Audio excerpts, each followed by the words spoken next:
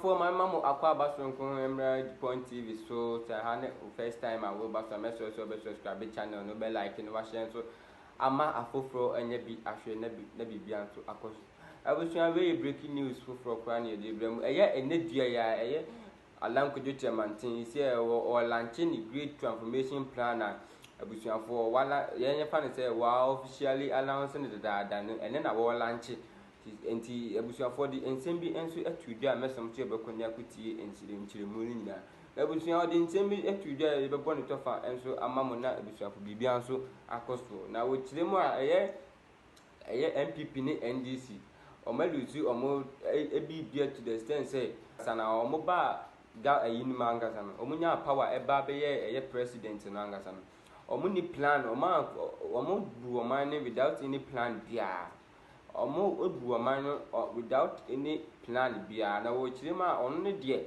owo plan pan to the extent say wo ba as an independent na oman be bia na won yim say MPP and I say NDC say nkansah position bia na wo ma position angasa no MPP NDC wo ya wo independent to obema obia position wo nyejim to the sense bia say we NPP ni ameme bia aban ne wo so MPP na wo so ntime ma wo position ni bi no me ma wo NDC position ni bi na na say me ma party full position ni bi no so nde ono ntesa obema obia as wo ye Ghana ni nko ade obetimi ama opposition ni bi say esiwiti nko ade ayede obema opposition ni bi na abusua wodi ensem bebre nso yede eka ma wo kiremu say eye MPP ni NDC over 3 decades ni omo nye hwe ayede amfa mwa eye Ghana ase na ono de oba as independent a owo eye enisuade hunu bebre de obetimi yede ayede aboa Ghana fo eyi pa na abusua fo ye nche hunu ye bekuni akohwe de isi na de how our launch eye great transformation plan ne ensem bebrebe a de wakafa eye sa we ni hu nyina no ye bekoni akuti ensem ni. But regrettably 67 years after the shackles of colonial domination was dismantled, Ghana, our beloved country, is still unable to feed itself. Unable to provide jobs for our young population, unable to provide potable water for almost half of its population, unable to keep our lights on, unable to provide decent housing for the majority of its people. And I could go on and on and on. We have been compelled for the 17th time to seek a bailout from the International Monetary Fund, although we pride ourselves as one of the leading producers of gold in the world. Ladies and gentlemen, the question we should be asking ourselves at this stage is, how did we get here? How long do we intend to stay here? And what will it take for us to exit from here and never return?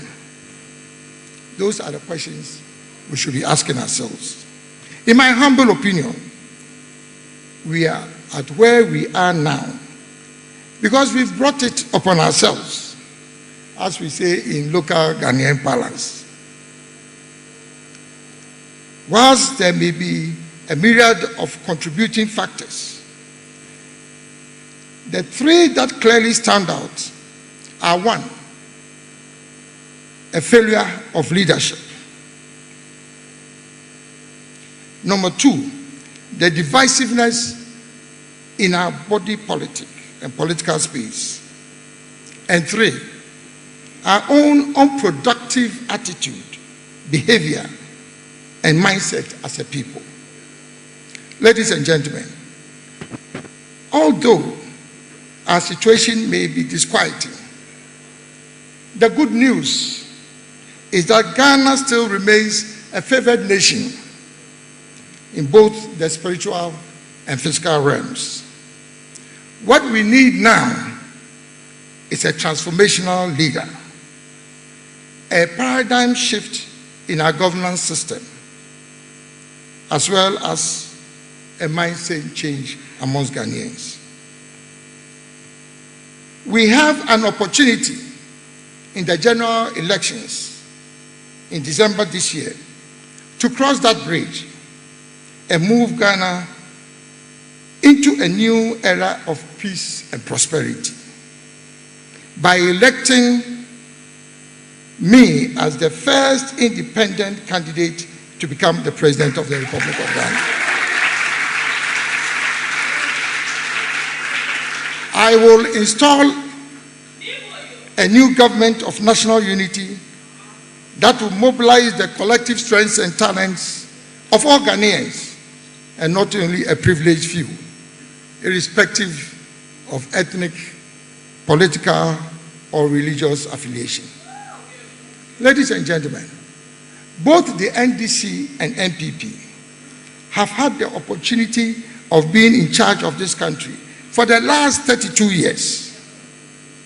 I believe in all sincerity that they have exhausted their competencies and capabilities and ought not to be restored or retained in power, considering the fact that they have not demonstrated either by word or deed that they have any plan for Ghana. 5 months to a general election, we are still waiting for the manifestos of our two leading parties. Between the two leading parties, they have, over the 3 decades that they have been in power,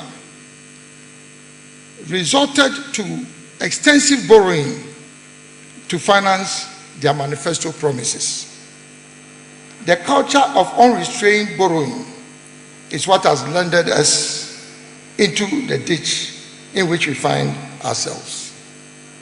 A significant component of the loans that have been acquired have gone into financing consumption, the repayment of existing loans, and investments in social services that typically do not generate any economic returns in the immediate short to medium term, and therefore limit our capacity to service those loans. But ladies and gentlemen, I have a plan. I have a plan, the great transformational plan, which will build an enterprise economy in Ghana, focusing on private enterprise, innovation, and the unleashing of the entrepreneurial spirit of the people of Ghana. This is what will take Ghana forward to occupy its rightful place in the Committee of Nations as the Black Star of Africa, the Shining Star of Africa, and the first country south of the Sahara to become independent. Distinguished ladies and gentlemen, this is why we are here today, to launch the most comprehensive policy framework, the GTP, that will move Ghana from instability to stability, to growth, to resilience, and to prosperity. The GTP is comprised of 6 interrelated clusters: economic, governance, infrastructure, social services, environment and natural resource management, and last but not the least, behavioral and mindset change. Each cluster has a number of pillars, thematic areas, and policy solutions. The plan is significantly different from the party manifestos that have been presented by the 2 political parties that have been in power in Ghana for decades. The policy solutions under the GTP are concise, clear, and action-oriented. For the purposes of this presentation, and particularly due to the limitation of time, I will limit myself primarily to presenting only parts of the economic and governance clusters, with a sprinkling with some of few policy solutions from the other clusters. So let me start with the economic cluster. The economic cluster consists of 4 pillars, namely the macro economy, industrial transformation, a new agricultural revolution, and tourism. The macroeconomic pillar starts with our policies on expenditure management and control. And I propose the following policy solutions. 1, reduce the current size of government and run a lean executive administration consisting of not more than 40 ministers.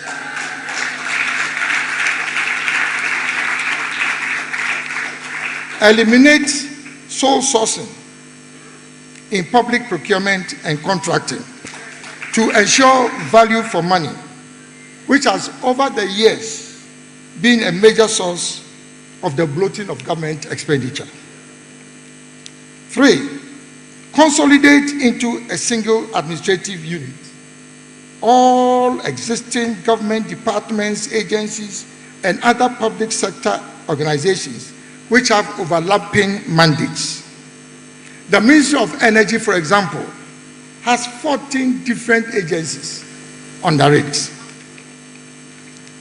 Reinforce existing mechanisms in payroll and employee compensation management and administration, which is designed to eliminate ghost names from the public sector. It's only in Ghana that ghosts continue to appear and reappear.